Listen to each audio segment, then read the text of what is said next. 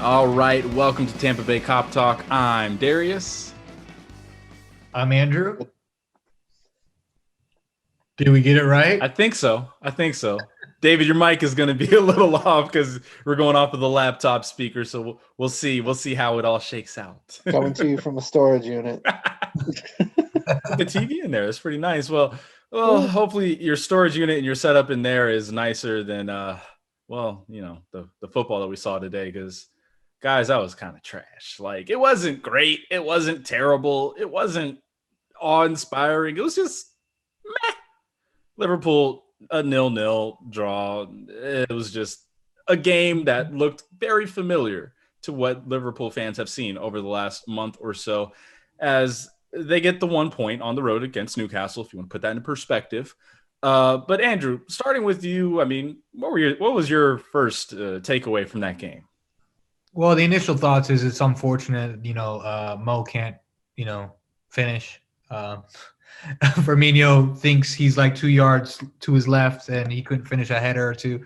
No, all kidding aside, it's unlucky. It's, I hate to sound like Steve Bruce, but, we didn't have the luck today and blah, blah, blah. And, but, the encouraging sign is, look, if one thing's going to be criticized to Liverpool, it would be our away form throughout the season.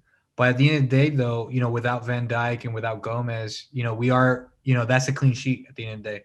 So, however, I reckon Wilson should have scored. Was it not for Fabinho's, challenge at that particular time? But that's the only really, that's a big positive I can take into it is that okay, we got a clean sheet and so on and so forth. But that being said, though, I think it's just one of those. I mean, it wasn't as bad as the Fulham performance, but it's one of those just unfortunate days of the office. It reminds me of like pre-Klopp Liverpool, where we would get these kind of results, and it is what it is. But it is on brand for 2020, as we said off air, and I'll take it as it is. And who knows? By the end of May, we'll say, "Oh, that was a good point." I don't buy that kind of mentality. Obviously I want to win football matches. But it is what it is, man. We just got to move forward. And, the other positive is that Thiago's back, baby. He's back. He's back, baby. Look at that. Look. He's back. Oh, my God. Look at that. Oh, he's so back. back. You saw that pass? You saw that like little dip? Like it was just like a mini like camel hump roller coaster thing, that little dip pass to Salah. Unfortunately, Salah. Like all of LFC Twitter like held its breath when he hit that volley. Oh, like, right. got blocked, but they you saw him going in for it, and it was like. I'll tell you when I held my breath, he was tackled. It was probably good 10, 15 minutes in, and he goes down. It's like, all right, that's a fair challenge, but immediately I'm just like, get up, please. Thiago, you good, bud? Okay. All right. No, you good. I just want to make sure. 1,000%. But for real, do you need like any orange slices or like some water? You good? Okay. He needs that thing I got from China, that massage pistol thing, little massagey. It'd be all right. Yeah. But, no, all jokes aside, I think it is what it is. It's just unfortunate. Like, there's really nothing to talk about in terms of. I mean, you could. It doesn't change how I feel about the team. If like, I'm not worried. I'm not happy about it. As you said, man. Well, David, it's interesting that Liverpool's away form has been a big talking point this season. Yet the last away game for Liverpool before today was 7-0 against Crystal Palace. And it's funny when you look at those two games because the quality of play was pretty similar. It's just in that Palace game, literally everything they shot and put on goal finds the back of the net. Today, some incredible saves and players also not at their best, Mo and Bobby, with a couple of chances that on another day they probably finish. Yeah. I mean, look, I kind of didn't get Milner in the starting lineup. I know Genie needs a rest, but I just felt like that midfield lacked a little bit of creativity. And you saw when Genie came on that the game sort of changed in our favor for a little bit. We started creating more chances. He's getting on the ball in a different way. Nothing against Milner or Curtis. Like, I think they put in all, decent enough efforts and everything. We're playing Newcastle. Like, we probably should take it to them a bit more in the midfield. And I just felt like it was more of a trenches midfield. Yeah, I mean, it's one of those things, right? Like, things did not break our way in terms of, and we did have some like things go our way in terms of bounces and getting in on goal, and we probably shouldn't have, but we just didn't do anything with it. Even like there was one where they hit Trent on an out ball, or not an out ball, but a through ball, and then he sort of just lays it into the keeper's hands because he played like ass. It's just one of those days. Like, I don't know. Who was man of the match? I don't really know. You know, it's funny though. Outside of Allison making a couple of spectacular saves, just looking at some of the ratings from the different outlets, one of the higher rated players was actually James Milner because of the way he plays as a number 6, and he does have a couple of long balls that come off, and he did have a shot from outside the box that actually tested the keeper one of the few times in the first half that Liverpool got something on target. So I just found that interesting, though, that it was like, really, y'all came away from that thinking he was a 6 or a 7. I was like, he was like everything else. He was all right. He was all right. He wasn't bad. I'm not knocking James Milner, but I just felt like, another thing that keeps coming up is like we keep getting into the attacking zone, like the final third, and then where's that final ball? It just keeps coming up missing. And I'm not saying that like if you have a different midfielder in there that necessarily solves it, but I don't think it hurts. Like I felt like Curtis Jones was a bit absent in that area today, whereas in the last few games that he's played, he's really brought some creativity to that part of the pitch. We needed it today, and it just wasn't there. And then I thought Sadio was pretty quiet. And like you guys said, Mo and Bobby were off. There were several times where just like little things, and if this pass is placed just a little over here, a little over there. It's not behind him. If it leads him a bit more, there was if he puts it on his left as opposed to his right, that kind of stuff. Sure. Yeah. Like Robbo had a couple of crosses that was the result of it. So, a little frustrating in that sense. Yeah.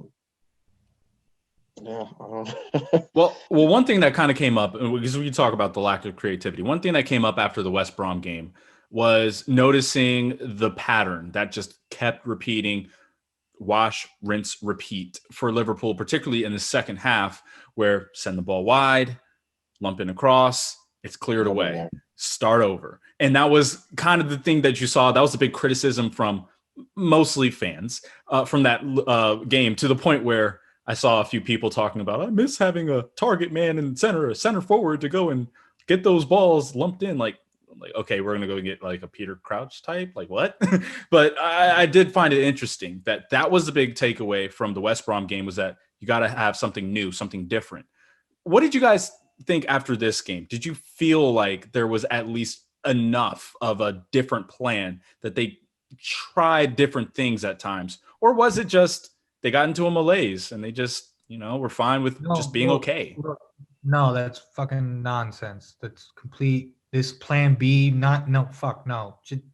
Put that to bed, put it in a locker, lock it, throw away a key, none of that. No. The issue is that for me, it's one of these things where he thought, okay, I'm going to put this team out. I think we can beat Newcastle, get a result here. And he's more looking, because it's more of like a sense of like a medical thing, like Genie needs a rest, and so Thiago's not really fit enough. Neither is Ox. So he's thinking that out of the two games, Newcastle or Southampton, which is a tougher game based on like form and so on, it'd be Southampton away. And that's where we're going to next. So for me, he probably thought, oh, this will be enough against this team. We'll see. And, so that way Genie can start against Southampton, So do you think that they didn't go strong enough, or just that was the difference? No, having it was more like Genie compared to Milner, that would have been enough spark? Is that what you're kind of getting at? Maybe, but even then, as you said, it was just an off day. It is what it is. Sometimes that happens, but this idea that we need this, or for example, at the bar today, someone was like, "Oh, we really miss Jota," and I'm like, "Fuck off." We were champions last year without Jota, and made the shattered records without him, and Thiago, by the way. So no, I think it's kind of nonsense. It is a bouncy, weird season, and it is what it is. And some teams are playing, 17th century football. It is what it is. Yeah. I think that's before the game was invented, but that's not really the point. The point being is that I think he's got the cards that he's dealt with, and he's just like, and he's thinking long term, because I don't buy that, like, when players or coaches say one game at a time. Maybe from a player standpoint, but from a coach standpoint, a medical standpoint, like, you can't think one game at a time. You have to think ahead, yeah. You have to think ahead and plan ahead. But, like I said, I'm not really worried about it. I mean, it is a bit weird from a waveform perspective. We got 5 points out of 9, away from home. Like, if we're looking for the top 4, that's okay. Obviously, we're not looking for a top 4 position. But the way the season's going, we've talked about it on the show, and we've talked about it off air. Someone's going to win it with 72 points or 73 or 80 or whatever the case is. It's a bonkers season. It's a race to 50, guys. Yeah, basically, a month and a half ago, Everton was going to, walk away with it. Then they dropped off. Okay. Who said that other than Everton fans? Everton fans. But there was some media were like, Ancelotti. And then they dropped off completely, and now they're back in the swing of things. So Chelsea were talking the same stuff back in November. And speaking of Chelsea, as I told that dude on the Rambling Rivals, shameless plug. Put some put some respect on Dan's name. Okay, Dan is a nice guy, but I done told him. I asked him. I was like, "Hey, man, so if, shit goes haywire, you don't think, he'll be on the chopping block?" He's like, "No." Talking about Frank Lampard, I still think that was a ridiculous question to ask. That they would fire him in. No, he's one. Already people are talking about whether he's on the chopping block or not. I mean, so again, we'll see. It's that kind of season, and like I said, weirdly enough. Maybe because we've survived this crazy year, I'm just like, you know what? It'll be all right. So all right. We're going to be fine. I'm not stressed. Mind you, I might be stressed January 17th or 16th when we play United. But until then, I'm a happy camper. I'm all right. All right. 66 points left on the board. We can still match last season's total. That is true. Yeah, that is in play. Got to win every game. No big deal. No, it's funny because, like, sometimes one of the things about being a fan is, like, seeing how other fans react. And one thing that popped up in one of the group chats today was, well, this is going to be one of those seasons where we need other teams to drop points. And I'm just looking at that and I'm like, well, yeah, that was kind of the thought all year. Nobody was going to go through and win the rest of their games. Like, what did you think? United were going to go clear and just win out? Like, nobody's about to do that. No, but I think no one has that. No, but I think, to be fair to them and devil's advocate, they probably mean, like, drop points on games that they're not expected to drop points. Well, yes, like but the only thing I have to say about that with that is just, like, it comes back to, like, the central thought around the Premier League, why we think the Premier League is the best, because anybody can beat anybody. Like, West Brom pulling a 1-1 against Liverpool at Anfield, like, it's surprising, but it's not the same as, like, Getafe or somebody like that, like, going at Barcelona and winning 2-1.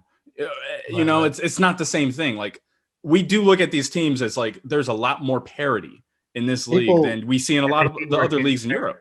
People have forgotten what football was like prior to 2017-18, right? Like, this is what a normal title race looks like. We've been saying all along that at some point it wasn't going to be a 99-point season. There wasn't going to be a runaway leader, that things were going to snap back and you'd have somebody win the title on 84, 86, 87, whatever it is. But, like, a more reasonable point total to win a title on, right? Yeah. And this is what that looks like. That includes a lot of days that are frustrating, a lot of days drop points that you didn't think, like, well, we're definitely the better team. And, I can remember United winning the title on, like, 84, but they lost both times they played Bolton. You know what I mean? So, like, it's just things that, like, that are going to happen. It's normal. When it looks like this, it's a lot uglier, but it is what for the longest time the Premier League built its reputation on, right? That it wasn't Spain, it wasn't La Liga, it wasn't Serie A, where, like, one team was just going to walk it and everybody else was just a passenger. And for the last few years, that has been the case pretty much, that somebody's walking it and everybody else is a passenger. And it's not really been that great for the league in terms of, like reputation. I don't think. I think it's been a little bit boring for neutral fans and for fans of, you know, lesser clubs. I don't want to say lesser clubs, or let's just say clubs that weren't Manchester City or All our Liverpool. clubs, David, they're small. So everyone Well, outside of just Liverpool anybody and that City, they were wasn't Man small City or last year, Liverpool, 2 right? years ago. It wasn't the Yeah. greatest thing to watch. Yeah. But this year, you know, with COVID being the leveler, I think it's just a different game, and it's not necessarily a bad thing. I'm strapped in for a title race. It'll be great. I hope we beat United on goal difference and just really stick it to them. Like 65 points, Liverpool One 10 on plus goal goal difference, difference. It'll be- Manchester United 9. 20-20, baby. Like, Oh my gosh. Yeah. and like, you know, it's just I'll tell you what, though. This year has been great, if for nothing else, the banter culture. Because it's finally like, now you have one of those years where, I mean, hell, even Arsenal fans right now, as low as they are in the table, they're like, look, we got our talking point. We coming for you, Tottenham. We coming for you, Chelsea. We're going to win London. But you got Tottenham, Chelsea, Manchester United, Southampton. Like, I don't know how many fans they have like here in the States and just in abroad outside of the area, but everyone feels like they have a chance. And while we as Liverpool fans don't like that, and if you're looking for the best quality of football, this probably isn't the best year. But as far as parity goes and everyone having a shot and legitimately just sitting back and just being like, I don't know what's about to happen, this is the best year for that we've probably had in half a decade, if not more. highest level of parity outside MLS. But MLS parody is something different, though. No, absolutely. This is It's very- fantastic for the news, as you said. Yeah. I'll put it like this. For anyone who watches our American brand of it, this is very CONCACAF-y, where it's just like anything can happen. You could have like gallons of water on a pitch and it's completely flooded. And you have to like pull out the fans to be able to get it, like, no, not like the fans, but like literal like revolving fans to be able to blow dry the field to get it ready to play at 6 o'clock. Like, No. this is the kind of year that we're having in the Premier League. Yeah. And it's like, you just look around to everyone else across Europe. They're like, what the hell is going on in England? And us American fans were just like, welcome to CONCACAF. My favorite drying the field thing I've ever seen was when the Rowdies, it was like a monsoon in St. Pete all day, and then at 7 p.m. they were supposed to play. They delayed the game till 8, and the owner flew his helicopter over the field like this and just pushed all the water out to the street. Amazing. Wow. Oh, Hey, man, I've that's heard some. engineering right there.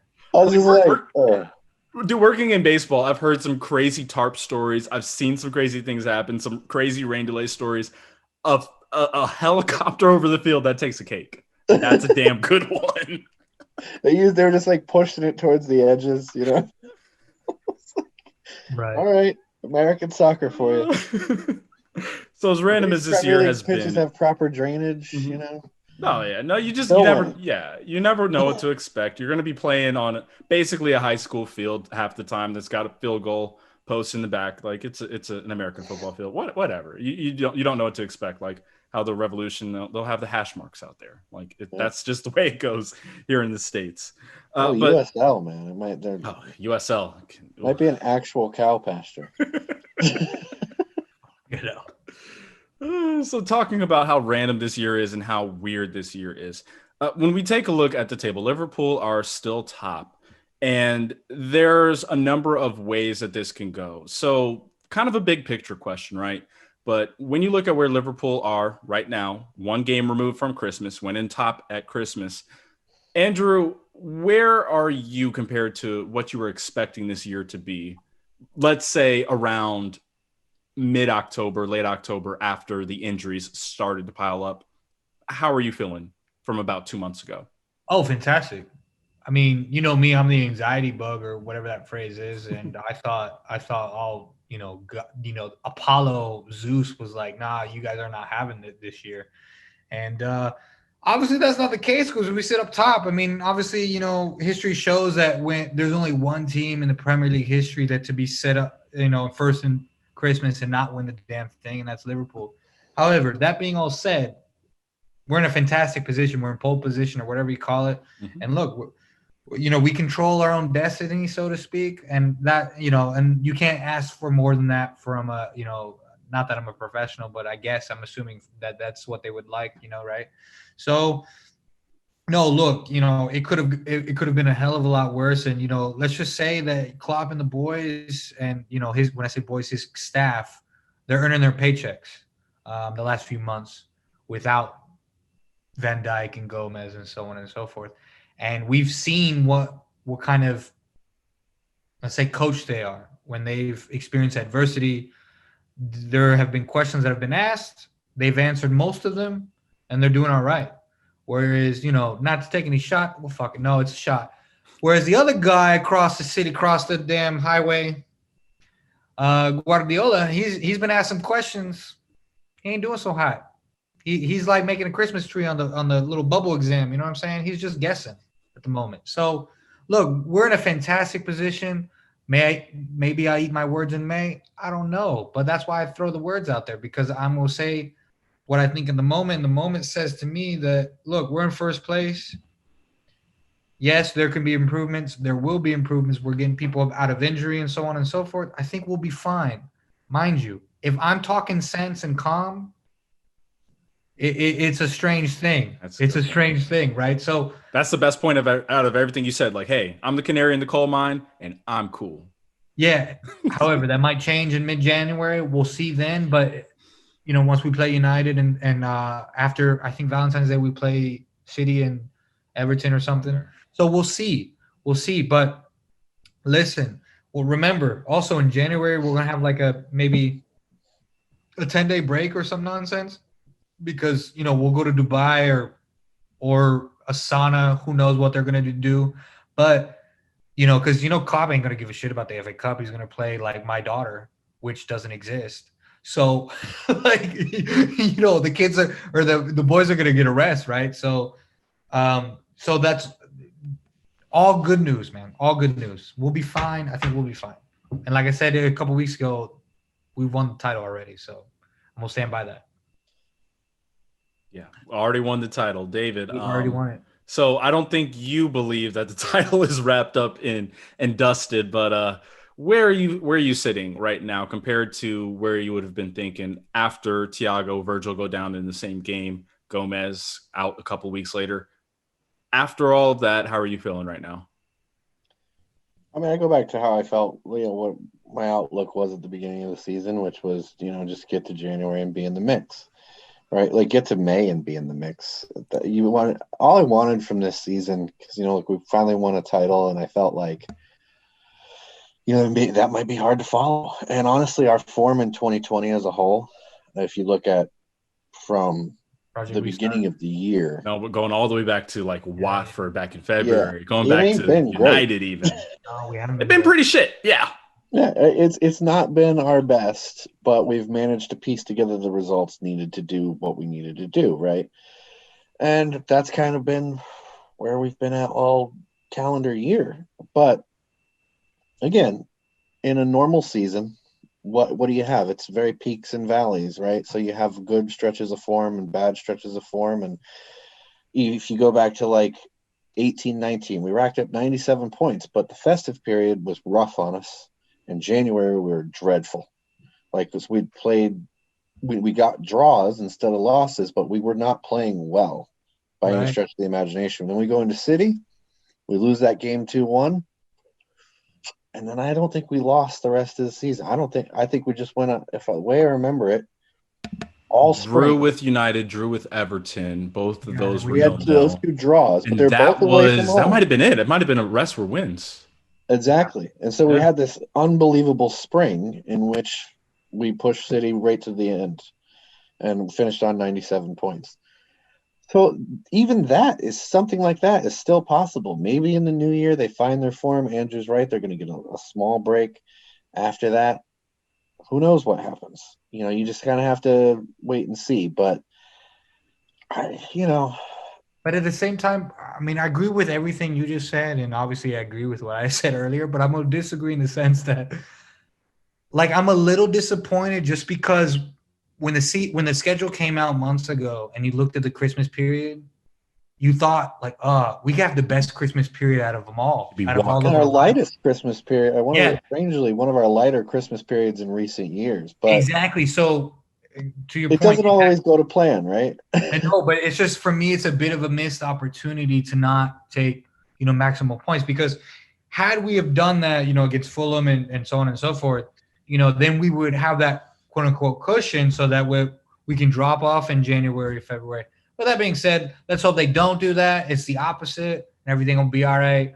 And everything. All right, so here's the other thing too. Like I said to you guys in I think our WhatsApp chat the other day, that there's coming into this one, there were 69 points left on the board.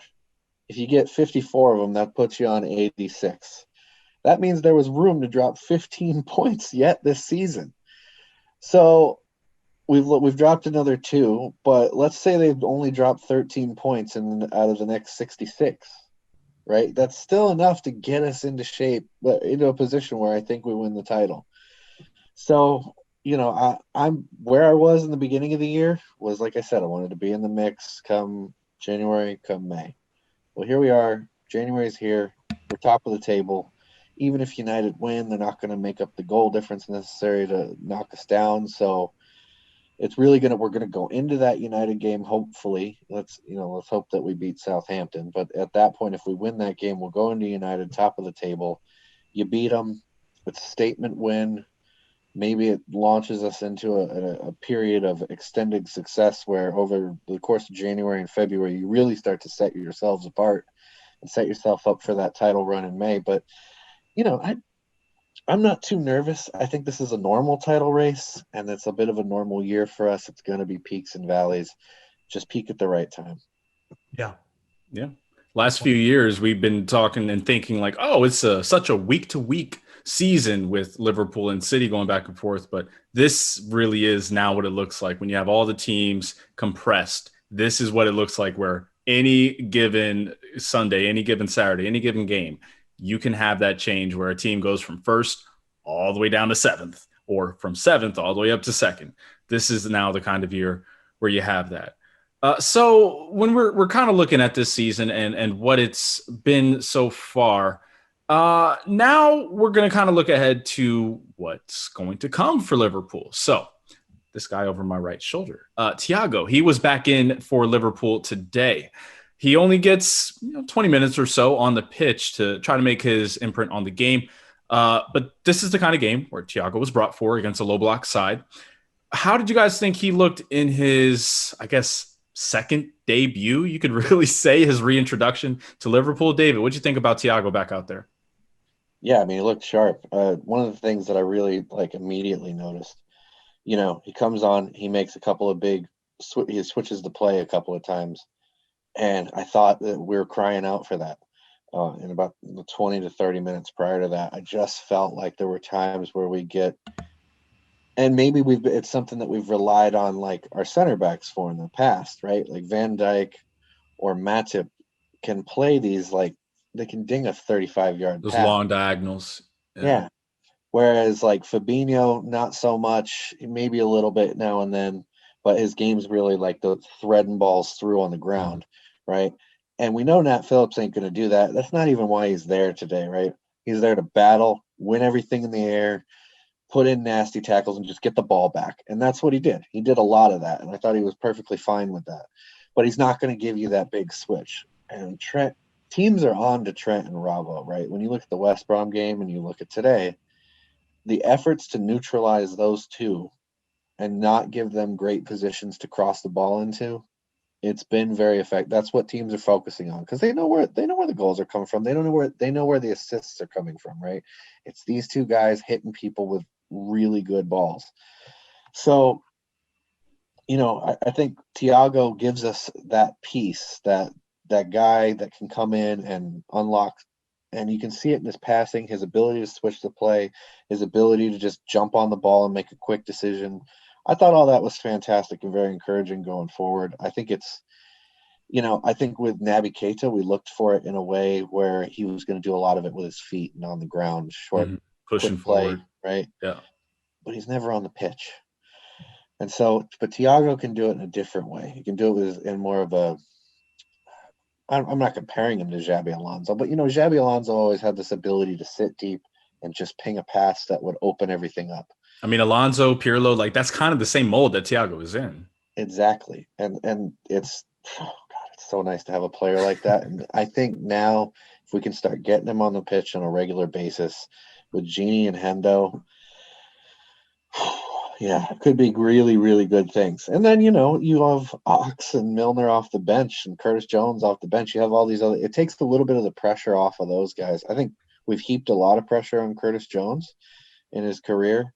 So I think Thiago's return will be a sweet, sweet sound for Curtis Jones because he as much he needs a bit of a rest to be. Well, not just that, but he doesn't have to worry about trying to link play, go back, link up with the center backs. Right, like, but I dude, mean, get the ball and just freaking go. Like, just and as play. good and as confident as he's been, he's still just a kid. Yeah.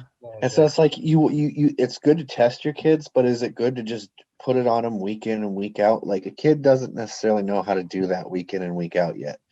It's good to test him, and we've been doing that. But maybe it'll be really good for him to sit back and see some other guys doing it week. It's just going to take time for him to create that consistency is all. Very few people have it from the age of 18, 19. Maybe like 0.4% of footballers ever have had it from that young of an age where it's week in, week out, they're this good. Curtis Jones is going to have some very good games. Today I thought he was kind of there. He was there. I was not surprised when he was the first sub. It was about time. I was looking for him to come off and then Milner to come off, and that's exactly what happened. And it didn't work out, but Yeah, and with Thiago, I mean, one thing you definitely get is a bit more control in the game. He's used to playing against these low block sides. We're just trying to make sure that your team doesn't score. So controlling the tempo, controlling the game. But that also means that you now get someone like, whether it's Alex Oxlade-Chamberlain, Naby Keita, or Curtis Jones coming in to infuse a little bit more energy and bringing a different element from the bench, if that's the way that it plays out. But Andrew, let's get your thoughts. What do you think about Thiago today in his return to Liverpool? I mean, sex, basically. Like, I mean, what more do you want? Like I said earlier, that little dink pass that he did to Mo, and I'm like, oh my God, that was like sensual, huh? Yeah, that was like FIFA-esque. I was like, oh my God, I pressed a button, and he pressed a button at the same time, and we're on the same chemistry thing, and oh my God. And the way he switched to play and all that stuff. No, it's fantastic. It bodes well. And obviously we looked a different side when he came on. Unfortunately, it just didn't come off. But that being said, like that's why, again, I wouldn't be worried if he wasn't there, but even more so not to be worried because hopefully he got 20 minutes. Hopefully that means maybe he comes on a little sooner. If not, maybe it's too soon to start, but maybe he comes on at the 60th minute on Monday. That being said, look, we'll be fine. Thiago's gonna be fine. He's a world-class footballer. I'm gonna say it again. There's nonsense of like, I think there are certain players that need time in Klopp's system. He's not one of them. He's ready to go. Play. Yeah, and even though he hasn't been playing, he has had that time where you talk about it usually being like what 6 months to get used to playing in the Klopp side. Well, he hasn't been playing, but he's been with Liverpool since September. Yeah. I don't know, having German conversations with Klopp. And yeah, they speak in German, sure. I'm assuming Thiago doesn't speak German after being all those years. He does speak German, yes. So yeah, I'm assuming they're speaking German and eating schnitzel and all that kind of shit. And I love it. Love me some schnitzel too. So hey, look, again, nothing bad can be said about the man. Okay, he's Luke Skywalker in my book. He's ready to go. So, and I'm just excited. Hoping that the most underlooked stat in all the sports is like, look, how many games are you available for? And that's what I'm hoping that crucial. He can have that and get that rhythm. Unlike Naby, Klopp said about Naby, like, look, he just hasn't gotten into a rhythm, and that's part because he's getting knocks and all this other stuff, and he can't seem to stay on the pitch. And look, I'm not a professional athlete, but I'm assuming that's a thing. So let's just hope that he stays healthy, and then we'll have some entertainment on our hands. Yeah. But even if we don't, we're gonna be all right. We'll be fine. The best ability is availability. That's one of those that goes just all the way back throughout sports, where having a guy on a pitch, like if he's great and he's wonderful and talented, but he never plays, then I mean, he's not really that useful, is he? Like if we can keep Thiago, Hendo, Genie, Curtis Jones, Milner, and Ox healthy throughout the rest of the season, I very much like our midfield and our chances, because I just think like those are the key guys. I like Naby Keita. I respect his skills, but he's not, ever since he arrived, he's never been a consistent part of what we do, and we've still been successful. So I'm not reliant on Naby Keita any more than we were on Adam Lallana. You know what I mean? I look at him almost in the same light. It's a bonus. Whatever you get from him is a bonus. Exactly. If he can play, great. I'm sure he'll look good. I'm sure he'll do nice things. But I'm never banking on it anymore. And look, in a couple of weeks, fingers crossed for United, but I'm not sure. But we're going to get Jota back. And that could change everything again. You know, I mean, look, this guy was popping in goals left and right. 40 goals, baby, 40 goals. He's on pace. Mm-hmm. He gives you something a different look from the others in the front three. He allows you to rotate them and not feel like you're dropping off that much. So he's got a massive role to play. Milner coming back means that you can play him at left or right back without, necessarily having to go to Nico or Kostas, both of which, have had moments where they've looked not exactly up to it. So it gives you more options. I just think like we're coming into a little bit of health here at the right time. Let's hope we can keep everybody fit. And if so, like I still like our chances, even with our center back issues. You see, like you have a guy for these grit and grind games in Phillips. God, if we could just keep Matip on the field, we'd be fine. But I don't know if that's going to happen. But Reece has been good when he's been called upon. So I think even if we don't get a center back in January, which I feel is likely. Oh yeah, we're not spending money. Yeah. Let's get into that. Let's get into that, because I did want to transition. We're not spending money, Darius. That's it. I did want to transition into like maybe this is going to be a short conversation, but I did want to see like what are you guys thinking about January? We're recording this the day before New Year's Eve, so on the 30th of December. What are you guys thinking Liverpool might or might not do? And that might not just be from a buying standpoint, by the way. What are you thinking they're going to do come January? I think Divock, it's over. He's on his way. I know that Wolves is very interested in him, and I think that'll probably happen. If not Wolves, someone. So I think Divock's time at the club is probably over. I don't know about Shaq. We'll see if those two leave. He got 20 seconds on the pitch today. Yeah, love those late subs. I think it was I think he did it to remind everybody in the transfer window that he's still alive. He exists. He technically still play. No, I don't know what happens with Shaq, but I definitely think Divock is gone. I don't know. I don't think we'll buy a center back. I'll just be honest. Not in this window. There is something I'm paying attention to, though, and I don't. I don't know where this is going to go. I don't think it's going to happen. I highly, highly doubt this could. Tell me, you're getting me all excited. But watch what Bayern Munich does in the transfer window, because if let's just say they were to buy a center back from somewhere, Jerome Boateng's contract ends at the end of the season. He can leave on a free in the summer. Right. They may just look to go, hey, let's get some money on him if he fancies a new challenge. He might be able to be talked into it. Now, he plays all the time for them, so maybe it's not him. Maybe it's David Alaba. I was going to say Alaba, because Alaba, it's been reported that he's pretty much done there at Bayern. Not that they're done with him, but he doesn't want to be there anymore. And he doesn't want to be there anymore. And here's the thing about him. He's going 29, 30 years old, and he's not only a center back where he's playing right now with Bayern because of injuries he's had to the last year or so.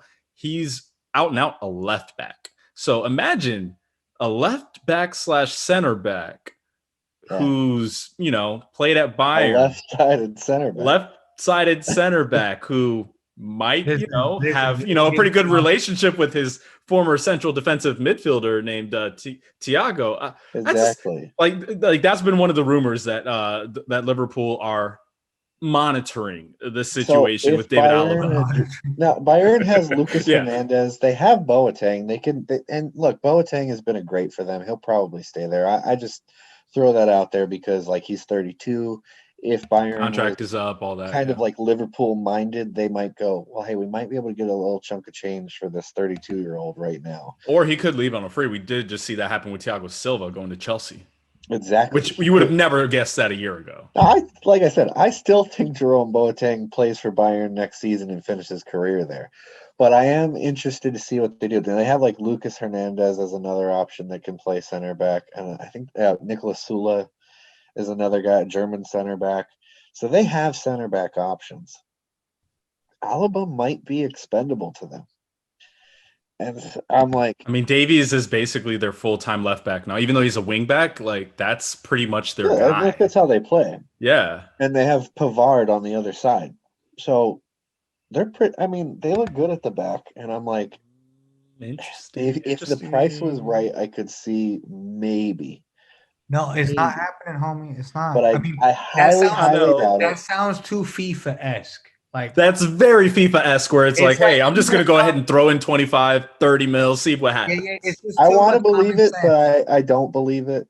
I really don't. I don't think LFC will do it. I think that we'll just sit pat, wait, see what happens. We've got this bright young kid. We've got, a central midfielder who looks like one of the best center backs in the world. You've got this other kid that can step in and do all the rugged shit with all that cold night and Stoke shit. You know what I mean? That's what Nat Phillips was built for. And I'm just kind of like, is it mandatory that we get another center back in? I know as fans we all think yes, but I don't know as Klopp will. Okay. So let's frame that then. If Liverpool were to go get a center back, let's just assume that's the only position they would go and spend on. If they were to go get a center back, what is the profile of player they're going for? Are they going for someone who's a little older, short-term fix? Do they go for a value buy like they normally do? Or would they take a flyer on another player who's say Upa Gomenko, who's kind of in that Joe Gomez type stratosphere where it's he could be pretty good, but he's still young. Where do you think they would go if Liverpool were to go for somebody? Because of money, it'd have to be older. It'd have to be someone cheaper. You can't buy young because of money. Young basically means motherfuckers going to be expensive. Unless, of course, you get it from a club like Schalke where they have no monies and they're like, yo, homie, everything's on sale, going out of business, buy us. Or Lille. You bring that up. You bring up Schalke there, and I know the talk about Ozan Kabak, the Turkish fella. Yeah. I just don't know if he's the type of player that they're going to be looking for in terms of how he plays. And, I've watched him play a couple of times, and to be fair, one of them was that nightmare against Bayern where they got beat 74-0 or whatever it was.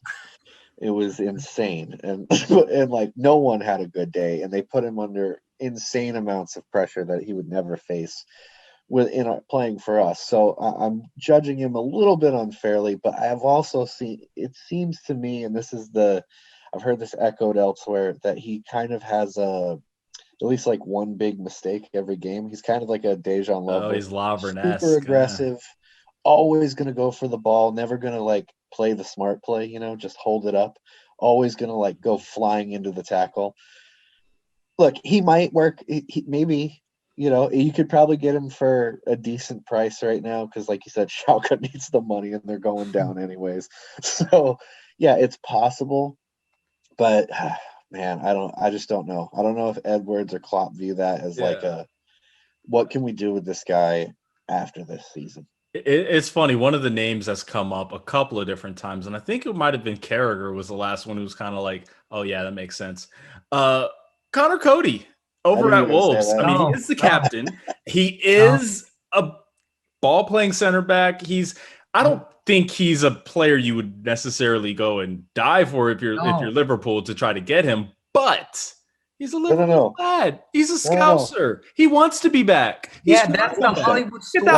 Get that hometown discount, guy. If Wolves is willing to do it, if Wolves are willing to do it, and here's the thing: if Wolves are poking around at someone like Divock Origi, I mean, I know this isn't really what you do in football anymore, but do a player swap.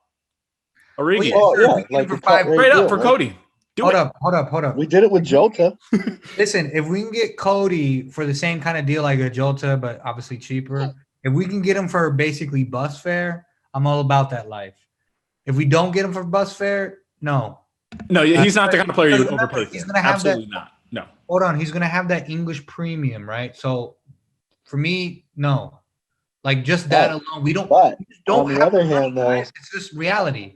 No. On the other hand, though, Brexit rules, right? Like going forward, he's not a headache.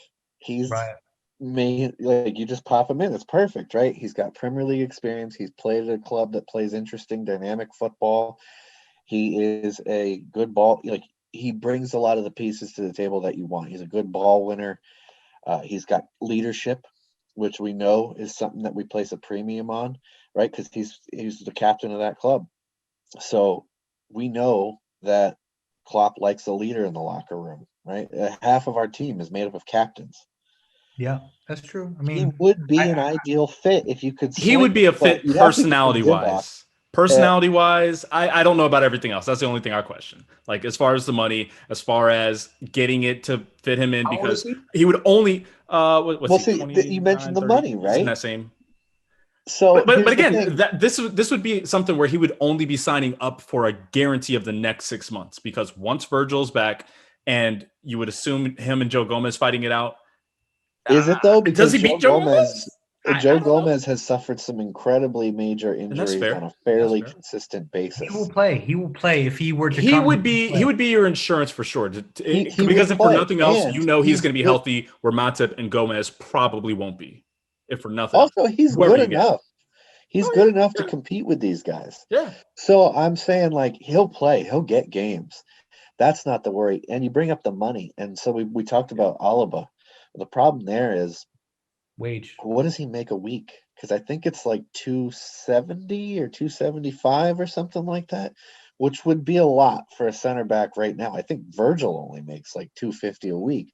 So are we going to match that? How's that going to work out? Like, we'd have to work out what he's going to get paid. Does he fit into our wage structure? Do we upset the whole wage structure? Because we're going to upset the wage structure in the summer anyhow. Like, what are we doing here? So I think that sign, like how they approach that, could be indicative of a lot of other things.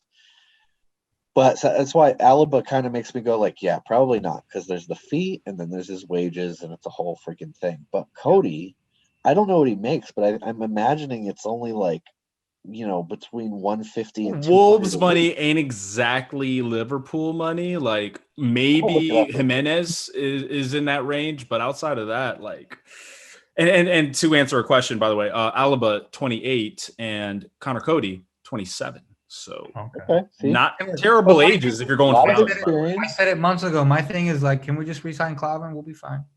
He's like 39 or something. We'll be fine with him, bro. He'll be fine. Just get Jimmy Carragher out there. He'll be fine. Yeah. You see him on that Soccer AM. He did some free kicks. Put in a great tackle on what's it do, Jimmy. Yeah, so we'll be all right.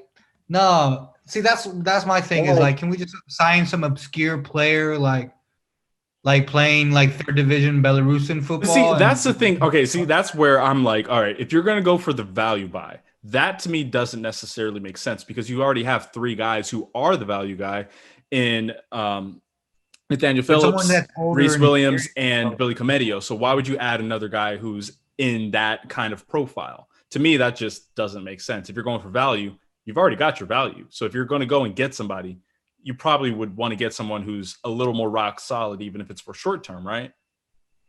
Yeah, that's what I mean, like an older and experienced player. But that being said, I just don't see us doing anything because we don't have the money, and history shows that we don't. Money's not there. We don't spend it. We're not like a poorly run club. You know what I'm saying? We got debits and credits. We got spreadsheets.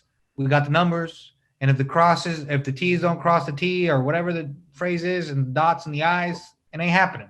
The only thing I would say to that, though, is that Liverpool are at a spot where they don't owe money like they did. And most clubs are in debt. Like you look at Manchester United, like, yeah, they make big wages. They have a lot of money. They're in a hell of a lot of debt too. So Liverpool are a considerably better spot than a lot of clubs where if they wanted to go and run up the credit card, like they actually could. They're in that spot. That's all I'm saying. I'm not saying they couldn't. I just have no. This is where normal Andrew comes back, where I have like no faith and pessimism, where I just don't think we're going to spend the money.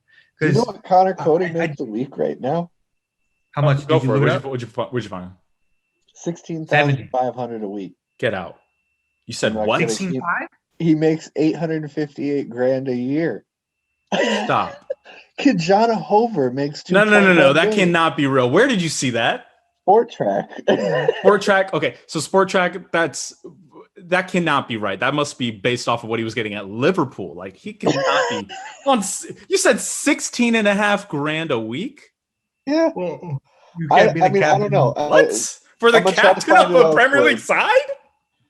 I'm gonna try to find this elsewhere, but if that's for real, I mean, there's no chance that that's his actual. And like Transfer Market has his value at 27.5 million. I mean, which again that's not reasonable. That much money. That's reasonable. but like again, get him. That's really interesting that would be the case. Like I thought that Wolves would be paying lower, but low end compared to. Well, if that's the case, if he's 27, Divock is maybe 12, then we pay 15. And we move on. True. I'd be okay with that. But again, we have money. I don't know. And then of course it comes down to whether or not this website has him on 55 grand a week. That we can pay him 80 and call it a day. Likely, but wow. That sounds more likely to me. But let's just say that's true. Like if you offer him 100 grand a week with some incentive bonuses, that's still cheap. That's well within our wage structure. Yeah. So that's what I'm saying. Like there's stuff there. If it can get done, we'll see. I'm not holding my breath that LFC is going to spend a whole lot of money. Let's see if you can find a deal like that where you're not going to spend a whole lot of money. You are going to get kind of a bargain. It's possible. But here's the other thing that going though has to raise some money. Like Andrew said, 12. I think that's reasonable. 12 to 15 is reasonable. I would be hoping closer to 20 if you're able to get that for Ryan Brewster. Well, he's what, 26, 27? No, he's like 24, 25. He's still in his mid-20s. Is he? Yeah, he's younger. Anyway, he got started so early that it feels like he's been around forever, but he's not that old. From a Bant's perspective, I don't want to buy nobody and win the league. Because then we have ultimate bragging rights. Patrice Evert, shut your damn mouth. We're great. As long as it's on goal difference. With fucking kids and no center backs. On goal difference. That's what you want. On the final day, we're down 2-1, and we get an equalizer for a draw and beat United on goal difference. That would be the most hilarious thing to ever happen. Oh my God, I'd probably have a heart attack if that happened. But oh man, that would be brilliant. All right. So let's boil this down. This transfer talk down to one simple question, one word answer. David, I'll start with you. Do you want Liverpool to buy someone in January? Yes or no? Yes. Yes. Andrew, do you want someone to be brought in? Yes or no?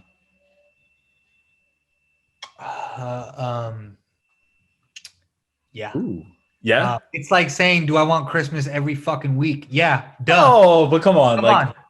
I'm a big believer in you don't just bring in somebody just to bring in somebody. That can mess things up, mess up the vibes. You know what I mean? Like something right now, I think. Right? You think so? I do think that we need something right now. And you have a little bit of a wealth, kind of an embarrassment of riches in the attacking half. I think you can spare Divock, you can probably spare Shaq because you've still got Minamino, you've still got Jota, you've still got other options.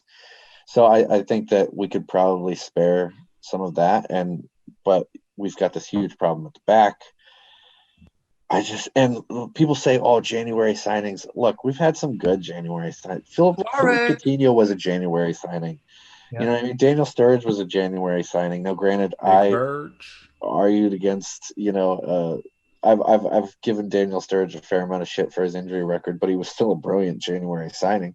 Martin Skirtle was a January signing. So like if you look down the years, there's been plenty of good players that we brought in and that played a big role at LFC.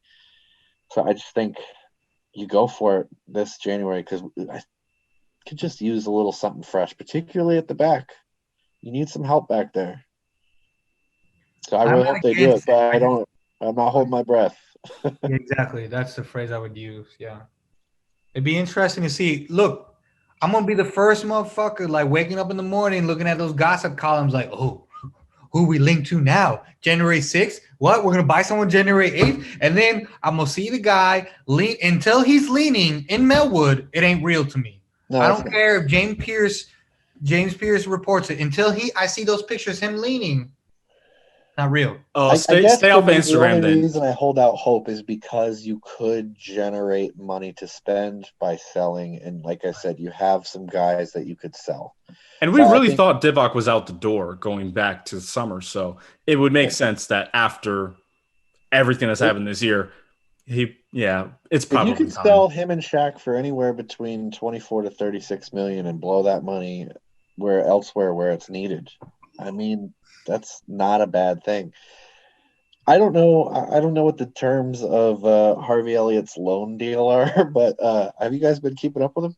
He's balling. He is absolutely balling out. I'm like, bring him back. Fuck Blackburn. I've seen that's getting started on Twitter. Bring back Harvey in January. That's been the trend going as well. He can play a little role this season. Yeah, I mean, he's going to get his braces off, I think, next year. Like, he's a child, and he's brilliant at football. He is brilliant at football. All right, so Andrew, going back to what you were saying though, like avoid Instagram because for the next, starting with January 1st, for the next month, you are going to have every defender under the sun photoshopped into a Liverpool jersey. I'm all about it. See all of these edits. You're going to see all of this kind of stuff. So just for your mental health, ignore it. People keep bringing up Upamecano. I'm like, no. I saw that thing. They're still bringing up Koulibaly. They're still talking Koulibaly. Like he's going to come in. Like you saw that rumor that we want to get Sanchez, that Portuguese player. We get linked to him every window. Renato Sanchez is the one. Jadon Sancho, of course. Mbappe. I mean, the normals. But yes, they keep bringing up Upamecano, but I'm like, we're playing them in the next round of the Champions League. You think they're going to sell us one of their better players? To be fair, they did sell off Timo Werner when they still had like Champions League knockout games to go. But yes, point taken. It wasn't against Chelsea, but if they were going to sell him, they would have to sell him now, unless they're going to wait until. Also, that period was just weird because there was still football going on. Yeah, it was still football going in. When was that game? Was that in August? Like that was. Yeah, it was a bizarre transfer window. that whole thing. Yeah, so, like they kind of had to do something at that point. Yeah.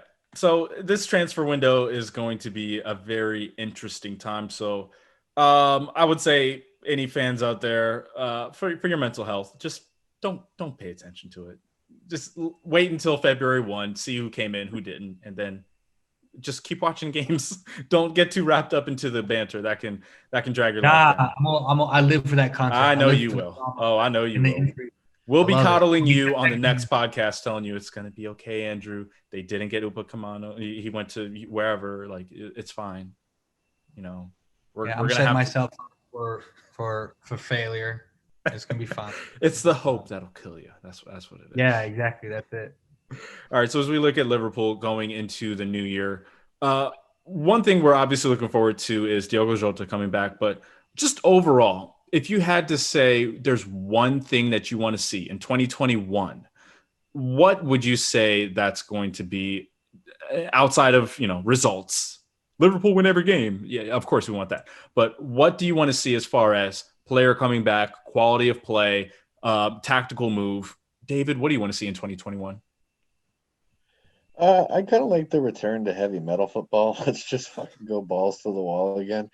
But I also think maybe, we've been watching the 4-3-3 for a while. It's been good. Don't get me wrong. But I'd be open to maybe them switching it up a little bit. Like try something new. I just think, or at least have something in his back pocket to switch it to, whether that's a traditional 4-4-2 or that's a 4-2-3-1, or maybe just see him kind of get a little bit more fluid with that. I don't know, something that maybe takes a little bit of the creative pressure off those fullbacks at times, or when that's not working, you just have another setup to kind of throw teams off. I don't know. Something like that would be nice. I mean, other than that, yeah, I'd like a January signing. That'd be cool. That'd be dope. Andrew? No, I want something more simple. I just, Mo, don't go. It's as simple as that. Mo, don't go. I mean, Mo don't go, Genie don't go. You want everybody to stay, that yeah? Mo interview. Yeah, with, I would like to see Genie Wijnaldum sign a new contract. That would be nice. That'd be brilliant. Very good. That'd be as far as Mo going, it may happen. It may. It's something that we're gonna have to face. Should we even give any energy to that? Just in case anyone who hasn't seen, Mohamed Salah had an interview with a Spanish newspaper, and it was very interesting timing. It was right at the West Brom game when we started hearing all this, or actually, was it the week before the Palace game?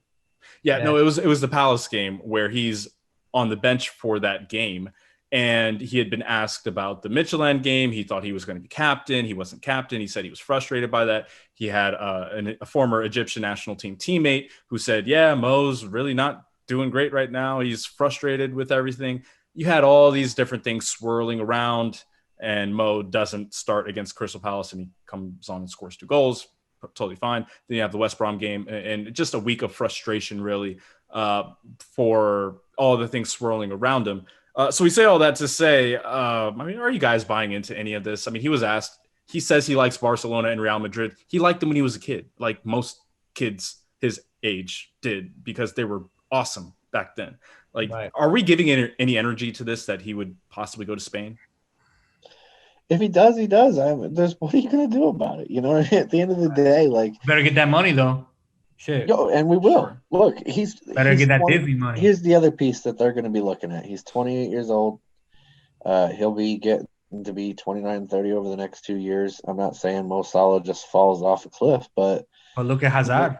The Premier League is ruthless, right? And let's say we win the title again this year. What really does he have left to achieve at Liverpool? Like, he'll have brought the titles. He'll have won the Champions League.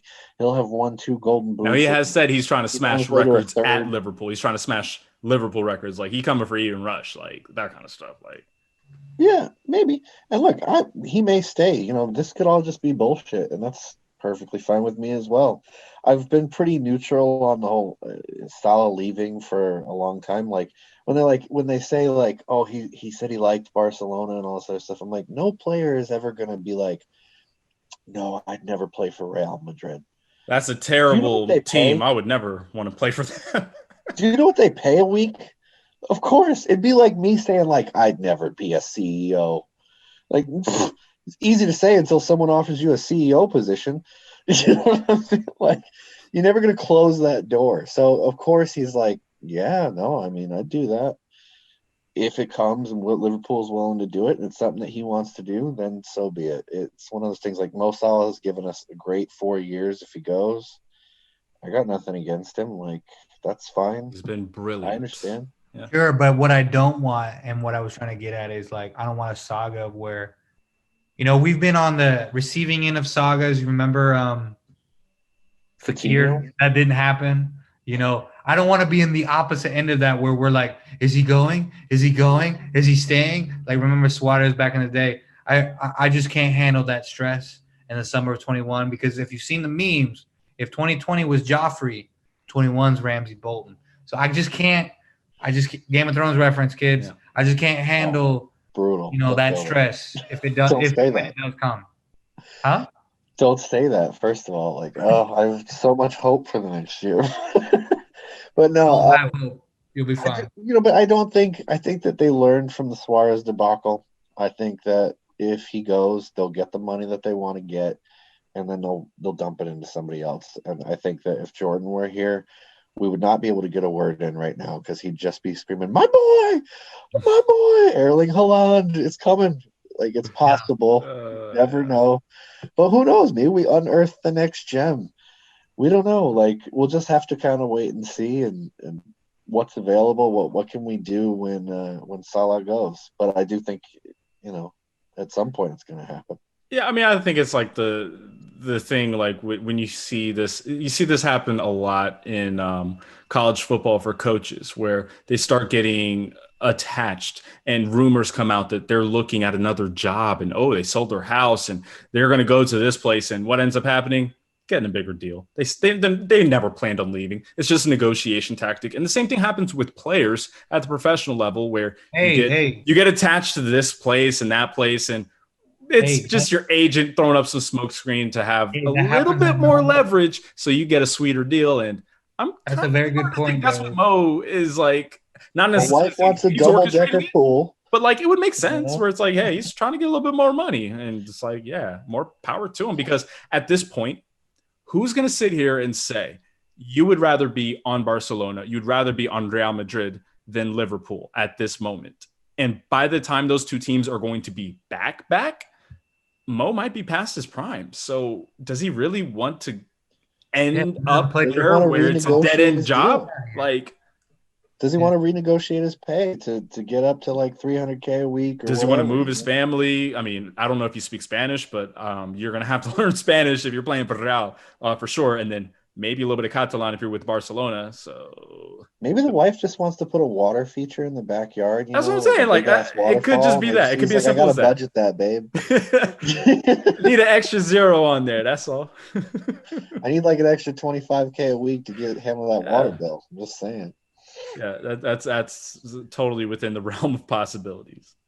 All right. Well, I feel like we could go all night talking about what could happen next year. But so far for this year, Liverpool ending up 2020, the third consecutive year that Liverpool end a calendar's year atop the Premier League. Guys, what an incredible run it's been for Liverpool over these last few years. What a time to be alive, basically. What a time to be a Red. Yeah, absolutely. Yeah. So, nothing to complain about, even though I complain all the time. But like I said, I'm confident we'll be fine. We're going to be all right. My heart's going to be all right. My therapist's phone records are going to be fine. Everything's going to be fine. It's all good. Vaccine is coming. It is on the way. Stimulus money is on the way. It's all good. Might not be as good as we would hope, but it's going to be all right. Yeah. It's like $12.50. It's going to be right. Coupons. Oh, buddy. But yeah, 2021 is coming, so we'll see how the second half of this Premier League season shakes out. But Liverpool go into the new year atop the Premier League, through into the knockouts in the Champions League. Pretty damn good time to be a Liverpool fan, in guys. For a big January. I'm excited. Looking forward to it. All right, guys. I'm Darius. I'm David. Andrew, bye. It's been a pleasure. Up the Reds. We'll catch you next time.